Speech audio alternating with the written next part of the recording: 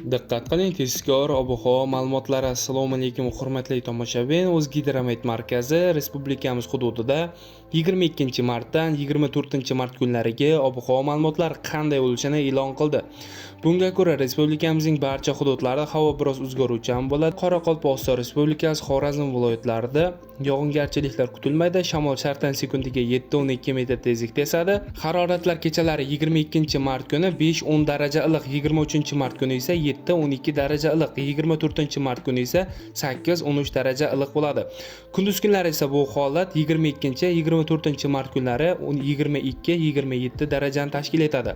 Buxoro, Navoiy viloyatlarida ham havo biroz bulutli bo'ladi. Yog'ingarchiliklar kutilmaydi, faqatgina 22-23-mart kunlari ba'zi joylarda qisqa muddatli yomg'ir yog'ish kutilmoqda. Shamol g'arbdan sekundiga 7-12 metr tezlikda esadi. Haroratlar kechalari 8-13 daraja iliq, kunduz kunlari 23-28 darajagacha ko'tarilishi mumkin.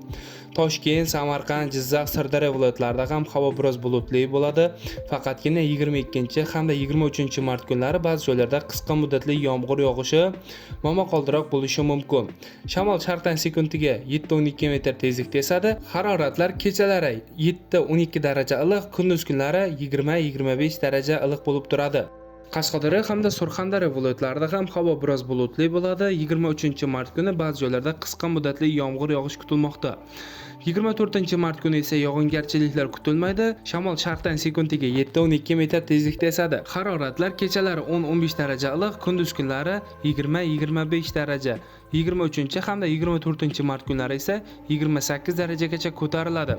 Respublikamizning vodiy hududlarida, ya'ni Andijon, Farg'ona, Namangan viloyatlarida ham havo biroz o'zgaruvchan bo'ladi. Yog'ingarchiliklar kutilmaydi. Faqatgina 23-mart kuni ba'zi joylarda qisqa muddatli yomg'ir yog'adi. Momaqaldiroq bo'lishi mumkin. Shamol g'arbdan sekundiga 5-10 metr sekund tezlikda esadi. Haroratlar kechalari 5-10 daraja iliq, kunduz kunlari 20-25 daraja iliq bo'lib turadi. Sizlarga yetkazmoqchi bo'lgan xabarlarim shulardan iborat edi. E'tiboringiz uchun rahmat. Sog' bo'ling, salomat bo'ling.